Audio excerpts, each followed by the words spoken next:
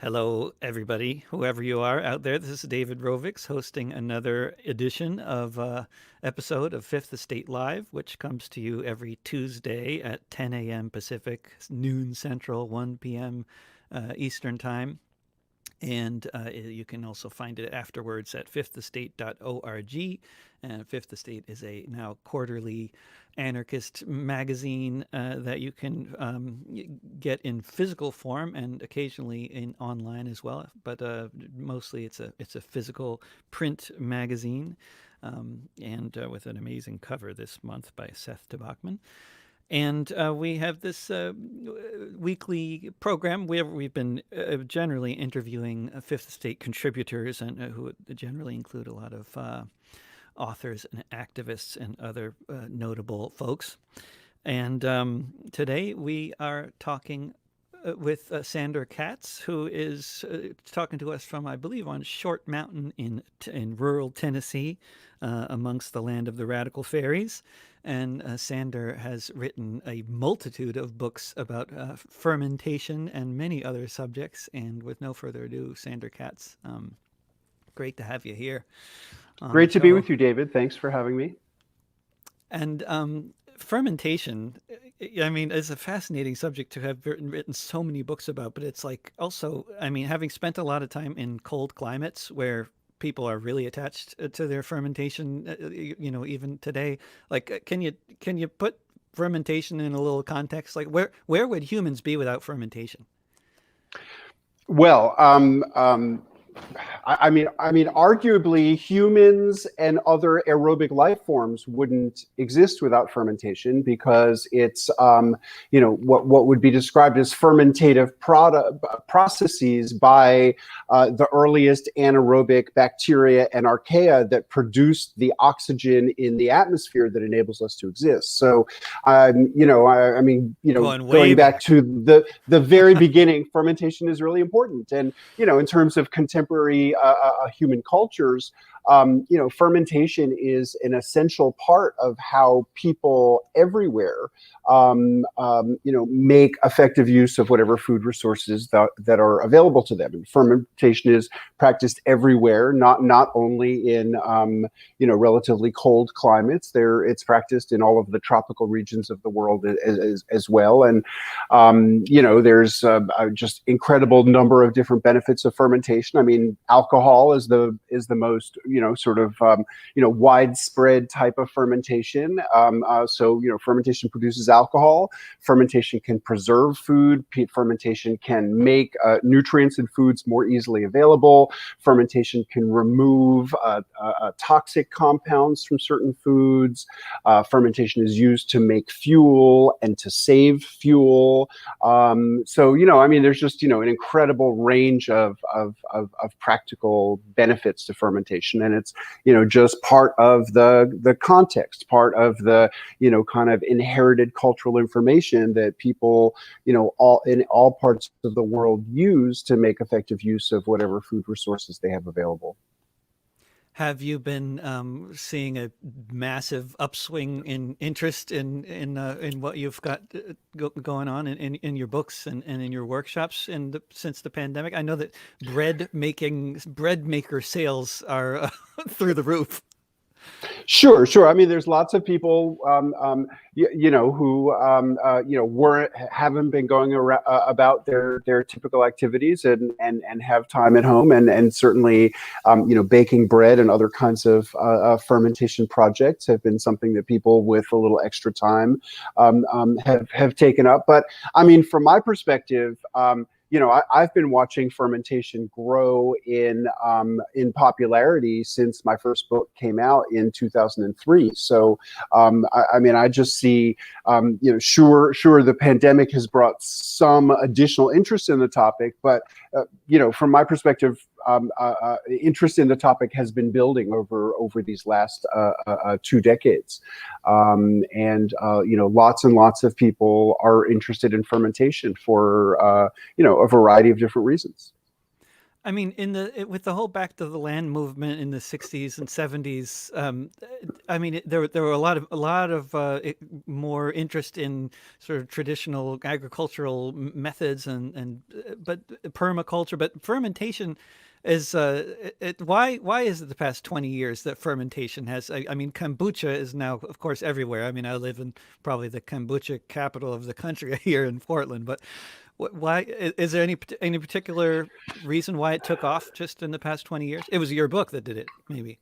Well, I mean, I wouldn't say that it was my book that did it. I would say more that I had really good timing, and my book came out at a moment when a lot of people were getting interested. And I mean, I would say that there are two major reasons that explain the explosion in interest in fermentation. First of all, I would just point out that the products of fermentation have enjoyed enduring popularity. So, even, during the time that we were growing up and nobody was talking about fermentation, but, still, as a kid, my parents were drinking beer and wine, and we always had yogurt, and we sometimes ate sauerkraut, and we loved pickles, and we ate chocolate, and my parents drank coffee, and, I mean, there were, we ate cheese, we ate bread. The products of fermentation have really enjoyed enduring popularity. And it's just that, during the 20th century, as fewer and fewer people were involved in the production of food, and,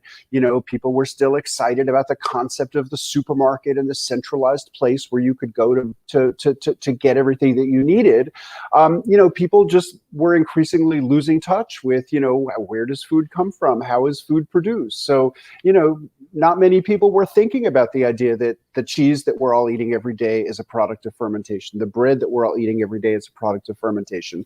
And I would say, like, beginning with the new millennium, two important things shifted. I mean, the first one, and probably the major one, is the Human Microbiome Project. So, all of us who were raised in the 20th century, only heard about how dangerous bacteria were. We never heard anything about how important they were.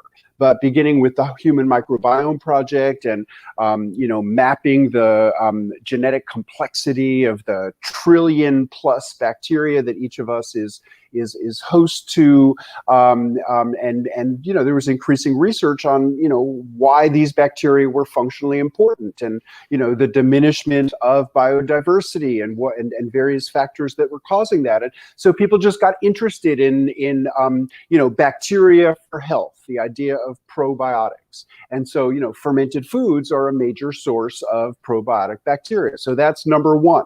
Number two, I would say that, for my grandmother's generation and my mother's generation, the supermarket was liberation and, spending less time in the kitchen. And I would say that, by around the turn of the millennium, people were saying, well, convenience is great, but what's the downside of this? People started noticing, the methods that allow this kind of food mass production are destroying the earth and, creating pollution and depleting water resources, and packaging of mass-produced foods is wasteful, and the foods themselves are nutritionally diminished. So there was increasingly a movement of people interested in how their food was produced, and once you start asking questions about how your food is produced, fermentation is part of the answer. So I think that these are the two reasons why fermentation has been getting more popular. That makes a lot of sense. And the whole microbiome thing is very interesting. And then the way that a probiotic approaches to curing cancer and stuff like that is becoming more and more the approach among scientists who are working on this stuff, rather than like destroying the immune system, but trying to be more targeted and building up the right kinds of bacteria. And that's not that it's a subject of expertise, but I keep on running into that stuff, reading about it just in the popular press. I mean, I think really the short-term future of medicine is really all about targeted probiotic therapies. Mm-hmm. You in the '90s, you you publish books, I imagine, on contract from Scholastic or some kind of press like that. But you wrote. I mean, I was looking at your Wikipedia page among other places, but you have a degree in history and a background in history, and I wonder if the I mean your connection with history. Obviously, you're telling the story of food as well as talking about food here in the historical context when you talk about your parents and grandparents. But is there any particular connection there for you, like in how you got into this line of work or living? Well, okay. So first, let me just explain that the books that you saw, yeah, in the '90s, I wrote a children's biography of Anne Frank, and then another children's biography of Whoopi Goldberg. And I mean, basically, I had a friend who was the editor of these series biographies, and he had a list of people he needed biographies of, and it was right when I had figured it was moved something to. like that. Yeah. I had moved to the community in Tennessee, and when I lived in New York, the pay scale of that didn't make sense. But in my life in Tennessee, it was a great opportunity. So I wrote a couple of kids' books until my friend lost his job, and then I was no longer on the list. But yeah, no, I mean, I studied history in college. I mean, not in an extremely focused way, but I mean, I'm very interested in history and particularly like recovering lost stories and lost strands of history. And I would certainly say that my interest in fermentation, well, didn't develop out of that, but I sort of brought my interest in history and the idea of lost narratives to fermentation and to the books that I've written about fermentation. So yeah, I mean, absolutely, I would say that that's very relevant to how I have approached the topic of fermentation.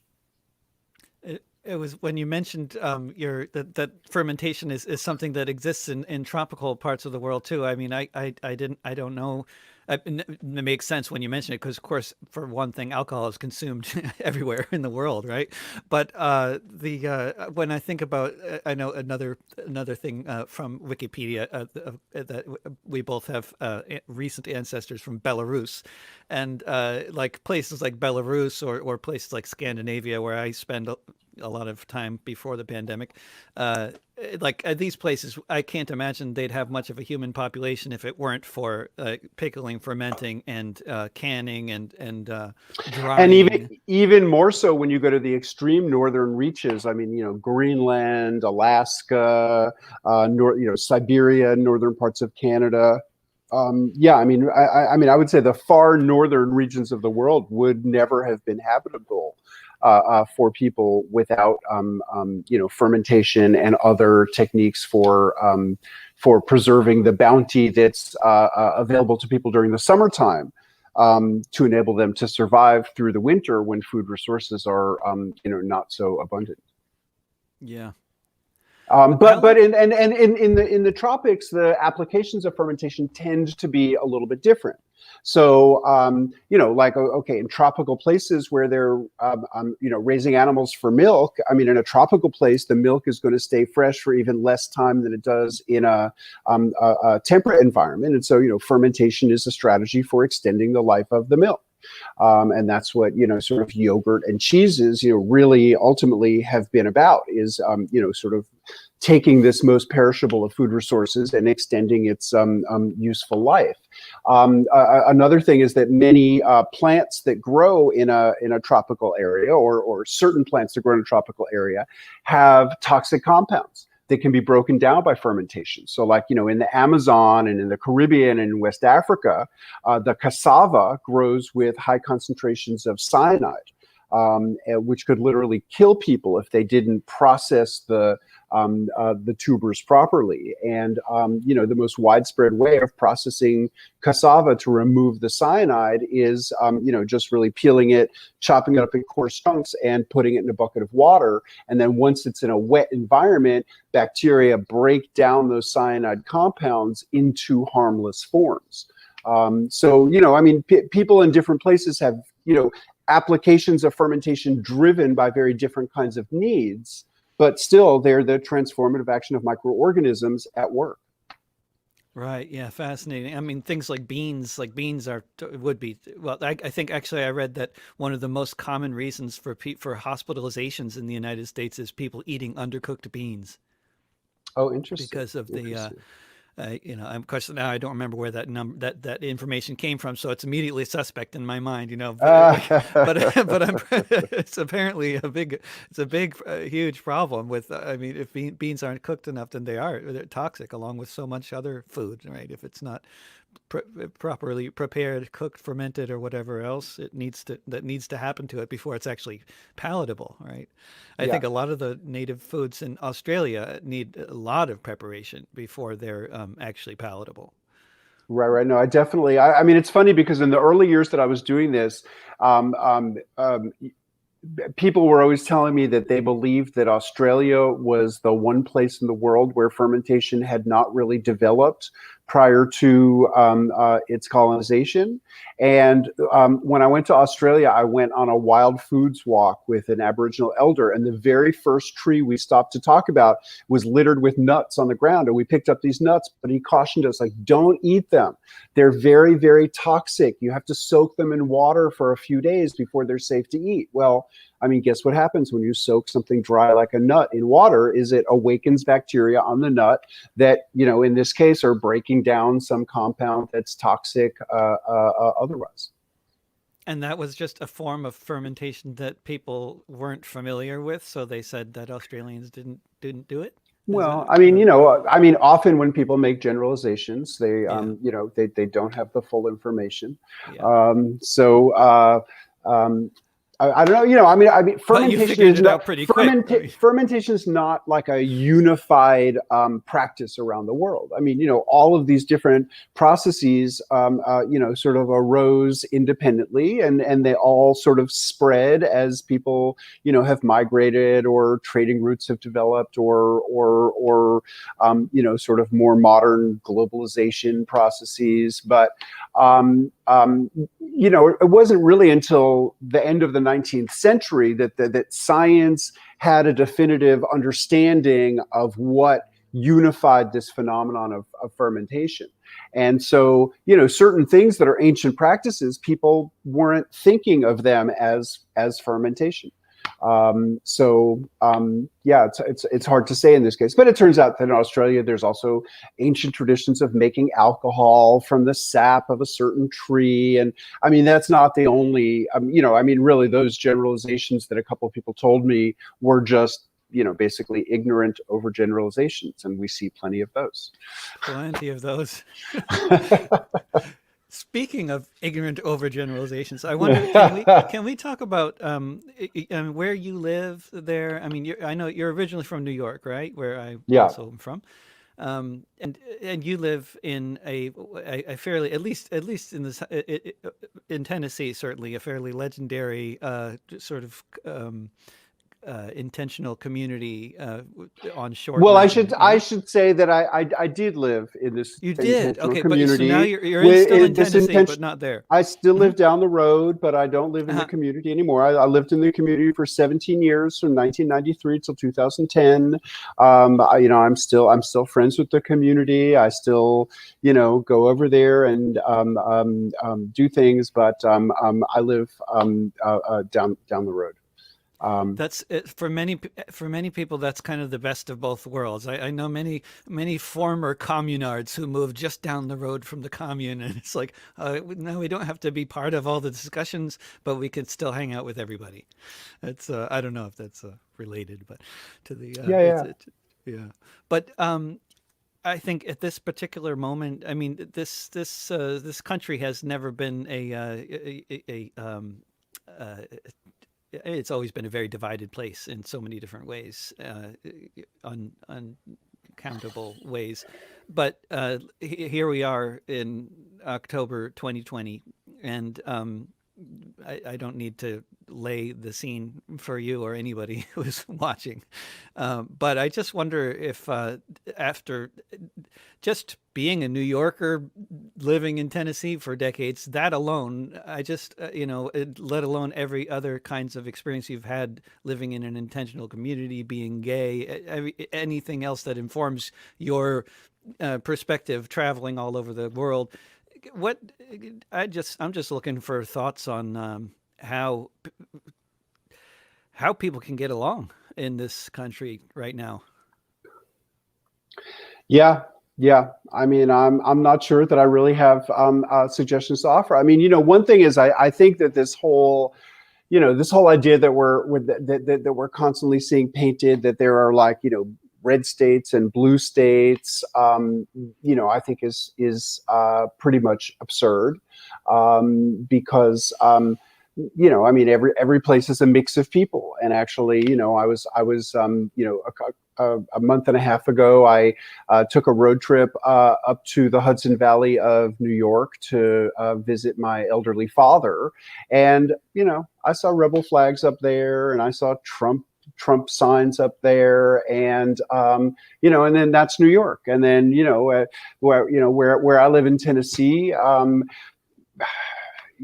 mean, arguably, I live in something of a bubble, but most of the people that I find myself interacting with, are definitely not, Republican identified, conservative, evangelical. Although, I mean, I know lots of, local people who I don't talk about politics with. I don't necessarily know, sort of how everybody's voting. I mean, I've mostly had a very positive experience down here, and met all kinds of wonderful people, and like being let's say like a bridge person between some of the people who are only comfortable staying more in a bubble, and the community at large. How people can get along better. I mean, I don't know. I mean, I'm mystified about, sort of how so many people come to hold the views that they have. I mean, honestly, I think that Fox News has a tremendous amount to do with it. A few years ago, I was visiting my father and this sort of old family friend who's died since then. But, she was like, on oxygen, in a hospital bed, just like watching TV, probably 16 hours a day. And, once I was visiting her, and she was like, okay, you follow politics and think a lot about politics. Help me understand, like, like, why Barack Obama hates white people so much. And I just was like, Where'd she get the idea? How did you ever get that idea? He just seems like he tries so hard to get along with everybody and be accommodating and whatever. So, but anyway, she was just watching people who were telling her that, he was, sort of leading this big racial confrontation, and that he hated white people, and she just believed that. I don't know how people come to believe some of the things that they believe.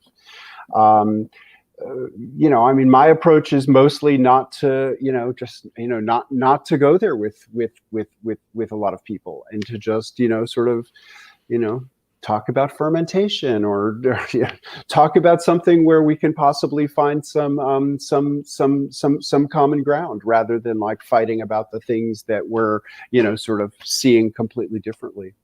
And in daily life in rural Tennessee, I mean, I know this is true myself from my own experience, but I think it's just worth just talking about for some of the people who are watching out there, who are, I mean, increasingly scared to leave their cities because they're afraid what they're going to run into in the countryside. I mean, it's becoming, for some people, it's becoming that kind of a situation. But you Well, go I into mean, town and you talk to people. Oh, I mean, I definitely go into town. I've never felt any concern about going into town. I went into town last week to go do early voting, and there was a long line, and no issues at all. But also, I mean, I want to acknowledge, white privilege. I mean, really, as long as I've been living in Tennessee, I have observed that when when Black people are visiting our community, or we've had lots of different Black people living in the communities, like they don't necessarily feel as casually about like taking a walk down the dirt road, or going alone into town, because I mean, Black people who are sort of presenting in gender non-conforming ways feel much more vulnerable. And I have to acknowledge that. And that's not a brand new thing. I mean, that might be intensifying at the present time, but I think that's been part of the that's just been part of the perception down here, is that it's not, it's potentially unsafe for you, if you're someone who's feeling sort of more vulnerable. And in terms of the history of the community there, has there been a lot, any particular conflict? I mean, like I know on the farm, when people moved to the farm in the early 70s, eventually they had to put up a fence because there were folks coming in with pickup trucks and doing donuts around in the dirt lots and stuff like that, just to sort of be intimidating or be drunk or whatever. And I don't know. It's your experience has been. I mean, overall... my personal experience has been fine, but I mean, I have known people who have felt intimidated or scared in interactions that they've had with random people on the road. We definitely have had people, we've had windshields smashed, we've had tires slashed, we've had people make a bonfire at the top of our driveway and burn things. So I mean, through the years, we've had some occasional incidents, but they've really been the exception more than the rule. It's never been like persistent, and for the most part, I would say that certainly at the level of like the shopkeepers in town, they're happy to have our patronage, and have always been very friendly. So I mean, not without incident, but I would say not with major incidents. Are you getting the impression that there are a lot of people leaving the cities and moving into the countryside, or temporarily or permanently since last March? Is that a phenomenon that's particularly noticeable? Honestly, that's a phenomenon that's less noticeable to me here than talking to people who I know in places like the Hudson Valley or rural parts of Massachusetts. Sure. I mean, I think that's definitely a phenomenon. I mean, I'm not sure that I have witnessed it personally right here. That's interesting, because I would think that would be one of the prime places. But then again, you're not like going around on the dirt roads looking to see who's moved into this house. I mean, it's obviously, yeah, it's. But how I know you have to go in a few minutes, Sandor, but how have you adapted to the online reality of trying to do fermentation presentations online? I mean, the cooking channel has existed for a long time, so I guess we've got some precedent here on how this can be done. But yeah, I mean, it's a mixed bag. I mean, for me personally, it's been such a gift, like that all my travels were canceled, and it's been just really lovely to have a year at home without coming and going a lot. I mean, I had a lot of travels planned that got canceled. I had workshops that I was hosting here that I had to cancel. I mean, online teaching is great in a certain way, especially, if I compare it to like things where I was like standing in front of an auditorium. I mean, I don't think the experience is that different, if you're a large number of people listening to someone speak, and then there's some time for questions at the end. And in a situation like that, I'm like, wow, okay, if I had actually gone there, it would have been like 2 days of travel, plus just being at the event all day. On the other hand, obviously, especially for sort of smaller, more intimate kind of teaching, you it's lacking the the hands-on component, the very important component of being able to smell things. I mean, I feel like it's never as good being sort of online trying to teach people how to do something than being in the same room with them. Yeah. I mean, I'm glad I'm just doing it an hour or two at a time. I mean, I was talking to my nephew who's like, doing this for, 6 or 8 hours a day, in his senior year of high school. And, I mean, and a friend who's a teacher who's on it all day. I mean, it just seems, it seems like it could be really, awful to be tethered to the computer and staring at the screen, for many hours every day.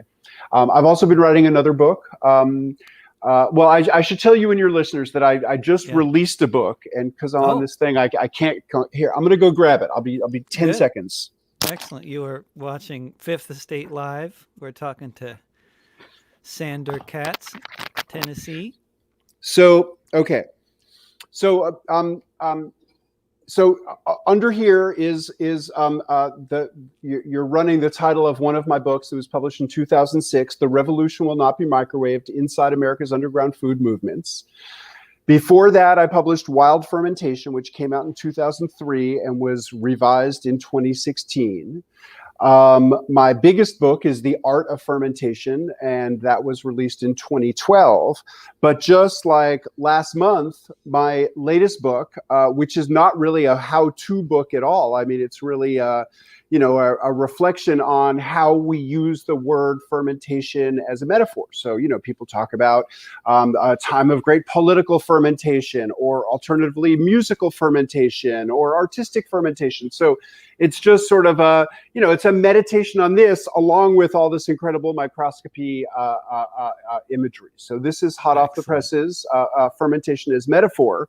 But I've been using the lockdown time to write really like a fermentation travelogue book. I mean, I've taught in about 25 countries and visited a handful more.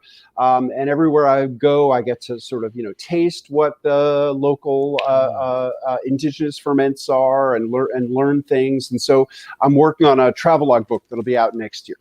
Oh, fantastic! It's like basically a memoir of. Yeah, like a travel-based memoir. Let's call it a geographically organized memoir. So you're putting things into a lot of context then, when you're like, rather than just talking about your travels, you're writing a lot about where you are and what people eat there and that sort of thing. And so, yeah. No, yeah, and it has recipes and photos and stories and but mostly focusing on the food. I mean, not 100%. I mean, I'm also talking about people I meet and impressions of places, but it's really focusing on fermentation.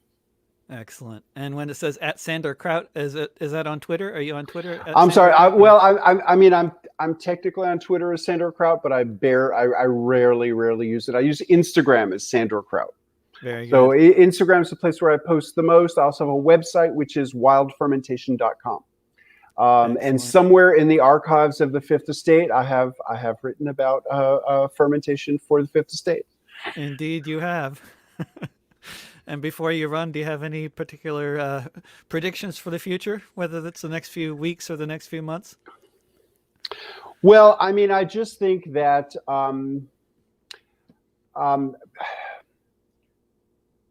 we need more social and political ferment. I mean, it just seems like things are changing. Things need to change, and people and grassroots movements really have to be what sort of drives the change. Otherwise, the changes can be terrible. So I just want to encourage people to, certainly want to encourage people in the U.S. to vote, but also, voting is the beginning, not the end. And we really, we need to be, in the streets and making our voices heard. Fantastic advice. Completely concur. Thanks so much, Sandor. And next time we'll try not to mess up the scheduling. And okay. sorry about that. Take care. No worries. Great to talk to you, David. Take care. Have a good day. You too.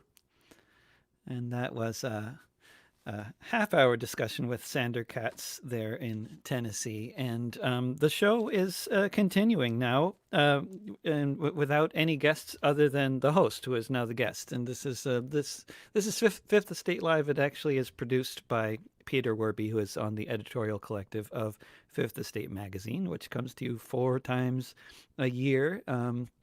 In print form, and as it says on the bottom of the screen, if you go to fifthestate.org, you can read about that and subscribe to the magazine, or just get one copy in the mail. However,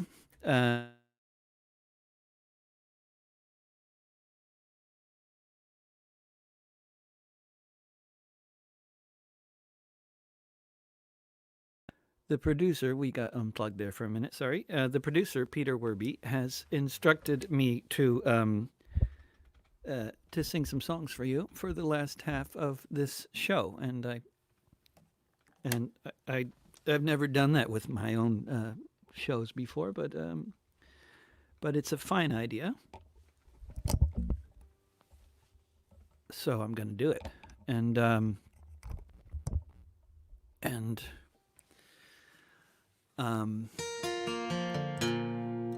Did I mention it was a scheduling thing. We were going to have him on for the hour, and then we got time zones confused, and then as it turned out, that didn't work. And so rather than rescheduling or whatever, we just went ahead with doing the show during the normal time. I think I've already messed up my introduction, because one of the things Peter always told me as a host is never apologize. I think that might have been an apology, but you don't know. It wasn't. I'm not apologizing. I'm going to sing songs for you. No apology necessary. I've got a new album out called Say Their Names. It's going to be on all the various streaming platforms sometime next month. And it's more or less a history of what's been going on in Portland for the past few months. But I am going to start out with a song from the album, and then I even came up with a set list for what to do here. We'll see what we get through. If this were an anarchist jurisdiction, as the president likes to say, then Kendra James and Quantas Hayes would be alive today. They would not have been gunned down by a racist police force, because we would have defunded it long ago, of course. Taking all that money to spend on things that people need, not violent gangs of thugs in blue making people bleed. If this were an anarchist jurisdiction, as the Attorney General tells, then we would have already emptied all those prison cells, housing the mentally ill and so many, many more who are only locked up for being sick or being poor, or for having been set up, or for crimes of poverty. There'd be none of that nonsense under our authority. If this were an anarchist jurisdiction, it'd be a beautiful scene with so much less asphalt, so much more green. And there would be no tear gas, no eviction raids. You'd see what solutions look like when they're not just band-aids. If the people ran this city, not just millionaires, we'd take the stolen profits, that which they call theirs. If this were an anarchist jurisdiction,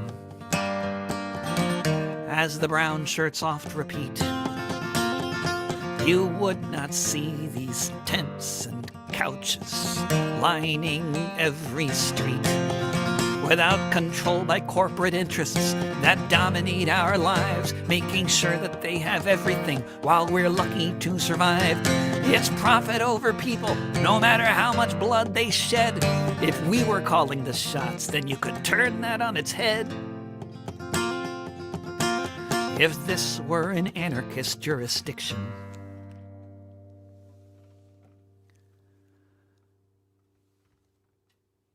And as we are in this situation where so many names are being said of so many people who have been killed by the police, and others who have been mortally wounded or maimed or otherwise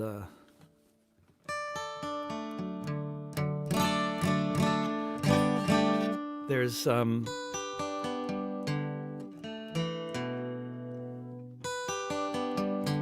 for all the names that are being said, there's so many names that aren't being said.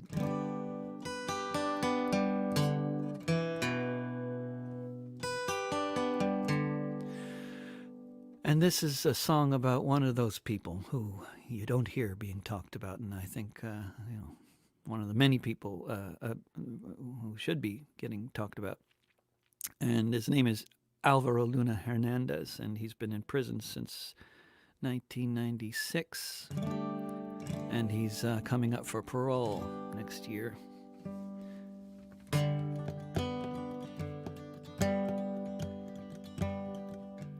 Alvaro Luna Hernandez started life with a shorted hand, growing up in Texas on occupied land.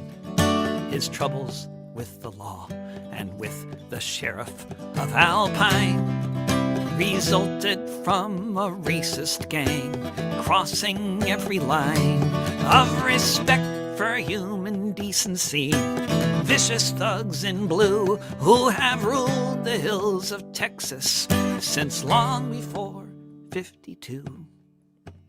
In the middle of the 20th, when Alvaro was born, it wasn't long before the first time he was torn from the streets of Alpine to a windowless cell, when the cops kicked in his head till no one could tell if he'd live or die, and somehow he was breathing still when the morning sun was shining in the Texas hills. Alvaro Luna Hernandez grew up to lead the fight against police corruption and for human rights. Falsely accused of murder, incessantly harassed, a young life in constant danger, quickly flying past. So on the day a cop came to his house, pointed his gun, Alvaro knocked it out of the officer's hands, and he did run. Alvaro Luna Hernandez hid out underground after the biggest manhunt in West Texas. They fired many rounds. He managed to surrender without being shot, and that was the last breath out of prison that he ever got. The trial was a sham, and he was given 50 years. Sentenced by the machine to be ground up in the gears. Since 1996, a quarter century ago, in solitary confinement, they've kept Alvaro. He's now lived to be an old man, and whether he ever leaves, justice in the USA exists only for the thieves who came and stole this country, declared it to be theirs. Slave masters in power, Chicanos in the crosshairs. Alvaro Luna Hernandez started life with a shorted hand, growing up in Texas on occupied land.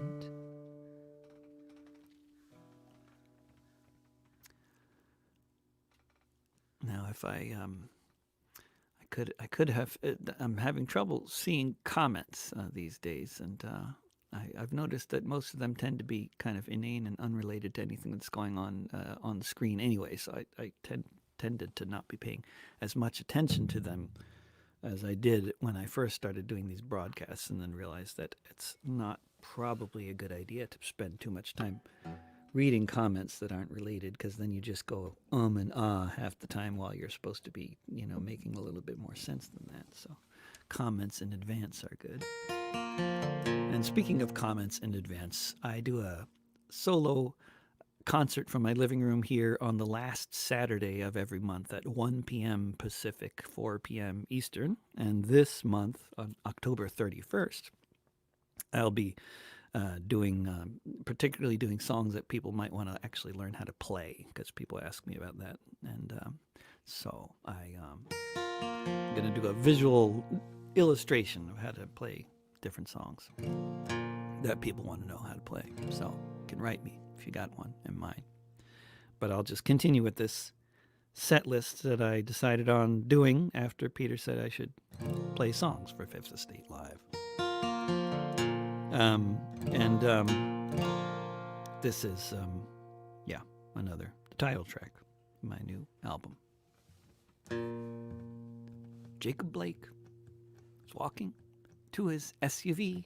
Alton Sterling was selling DVDs. Eric Garner had just broken up a fight. Breonna Taylor was asleep in the middle of the night. Tanya Rice was playing in the park. Eliza McLean was out walking after dark. Dominique Clayton was sleeping in her bed, where she was shot by a cop in the back of her head. Say their names. Say their names. Say their names. Say their names. Walter Scott was driving to a store. Betty Jones was answering her door. Philando Castile was driving home with his girlfriend. Anthony Hill was naked on the grass when he met his end. Edsel Ford was walking in his neighborhood. Michael Brown was blown away just standing where he stood. Kendra James was shot to death at a traffic stop by yet another unaccountable killer cop. Say their names. Say their names. Say their names. Say their names. Atiana Jefferson was playing a video game with her little nephew. Gunned down just the same. Oscar Grant was celebrating the new year, handcuffed when the shots rang out that everyone could hear. Eric Reason pulled into a parking spot. Not long after that was when he was shot. George Floyd was just shopping in a store. Micah Xavier Johnson thought he was still at war. Say their names. Say their names. Say their names. Say their names.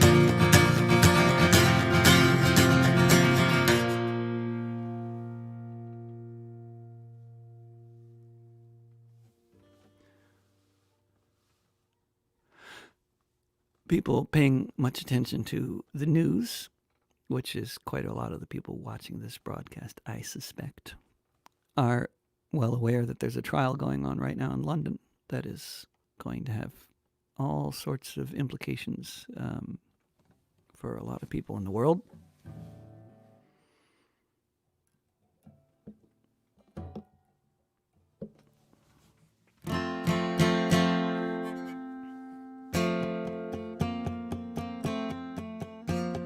There's a good video of this song, me singing this song in front of Belmarsh Prison. Behind these prison walls, there's a man who's won awards for the work that he has done and all that it affords, such as the knowledge of the horrors printed in our name. They can't stop the message, so the messenger gets blamed. Behind these prison walls, in solitary confinement, in a land of rolling hills and royalty and other such refinement, is someone who is a hero to whistleblowers everywhere, who help them tell the world of the crimes of Tony Blair. Behind these prison walls, you will find a mortal man. The reason why we know what happened in Afghanistan, when the soldiers of the empire, whose sun set long before, were torturing civilians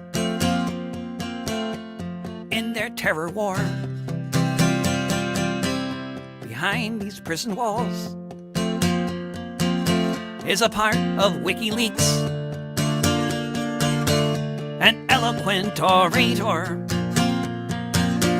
but you won't hear him speak. Locked away in silence,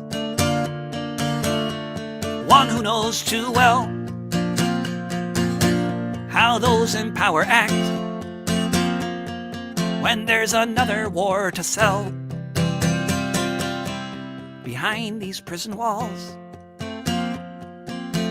is one who stands accused of exactly what offenses the U.S. has refused to say precisely which, or to try to clear the mist, or to explain how he's not the same as other journalists. Behind these prison walls is a person they deprive of most of the things in life that keep us all alive. A person being tortured as we stand here now for revealing the war crimes. Why, when, where, how? Behind these prison walls, our very right to be informed of what the hell is going on is a teacup in this storm. With knowledge there is power, so the solution by the crown, a 24-hour-a-day indefinite lockdown behind these prison walls.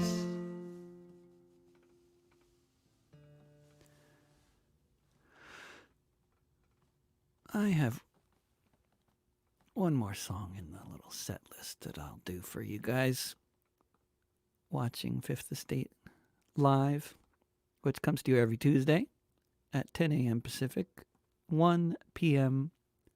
Eastern, noon Central Time.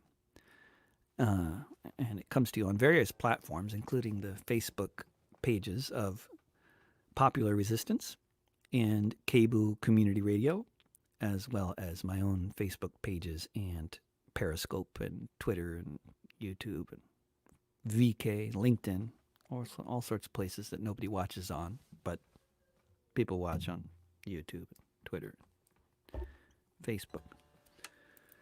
And Twitch. It's on Twitch.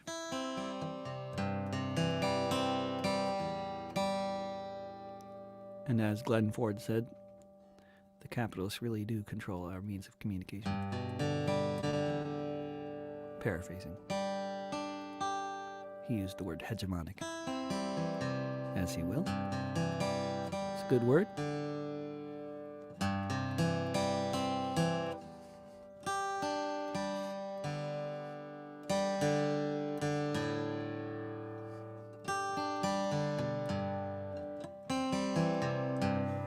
going to be back tomorrow with my Discussions with David show, which is most Wednesdays and Fridays at the same time as Fifth Estate Live on all of the same platforms at 10 a.m. Pacific, 1 p.m. Eastern.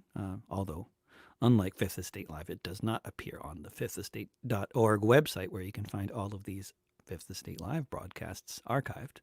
You can also find all of these broadcasts by looking for the podcast This Week with David Rovics on any podcasting platform. And I'll just do one more song, which is another I wrote during the pandemic, prior to the latest CD.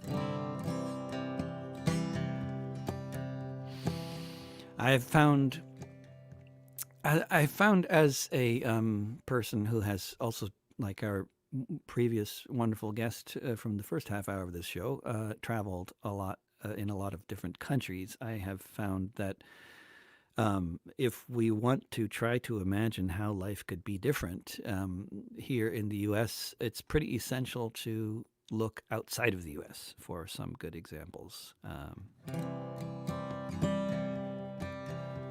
It's also very helpful to look at history. It's at moments like these, everything is in the air. The possibilities are nowhere and everywhere. You gotta break a bone to set it. Now all we are is broke. A lot of folks saying it's time to be woke, but they're not talking about microaggressions, but the really big ones. The basic assumptions, like planets circling suns, but there are no natural laws that built your mansions or your tents. These are creations of society, like mortgages and rent. It's a future of uncertainty. But our liberation can only be as free as our imagination.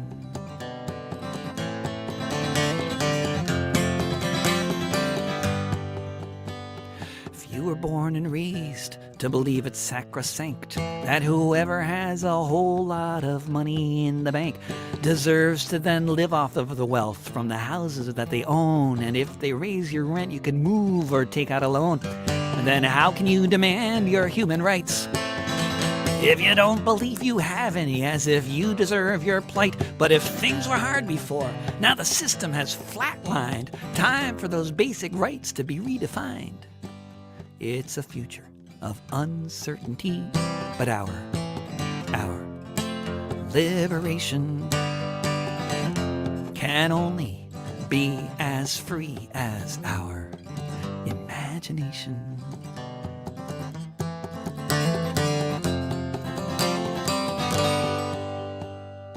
All these vaunted freedoms added to the Constitution as an afterthought after Shays' Rebellion did not include the right to land, or the right to eat, or the right for human beings not to be dying on the street. It's moments like these, standing on the edge, that we might catch the strongest breeze to land furthest from the ledge. We can fly, you know. All you need is wings. We can house and feed each other. Together, we can do anything. It's a future of uncertainty, but our liberation can only be as free as our imagination.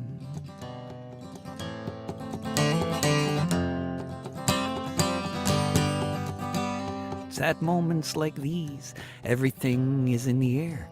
The possibilities are nowhere and everywhere. And this has been another episode of Fifth Estate Live, which comes to you every Tuesday at 10 a.m. Pacific, 1 p.m. Eastern, right here on whatever platform you're watching on, archived afterwards as a podcast if you look for This Week with David Rovics on any podcasting platform. And I hope to see some of you tomorrow for my broadcast Discussions with David at the same time, same place, with someone who has been to a whole lot of protests. And then I'll be back on Friday with more conversations with interesting people. And at the end of the month, October 31st, I'll be doing a concert here on the internet as well. And if anybody wants to learn how to play a song that I wrote or that I know, then drop me a line, drovix@gmail or david@davidrovix.com, and I will respond to your message unless it goes into the NSA's don't read this message folder because the NSA's stolen it, and then I won't read it because the NSA has stolen it, but then hopefully you can keep trying. I'm on Signal. All right, take care, everybody. Mutual aid will get us through. Remember, trust your neighbors. Don't trust the cops. Don't pay the rent. And see you soon. And take care till then. And after then, too. Bye for now.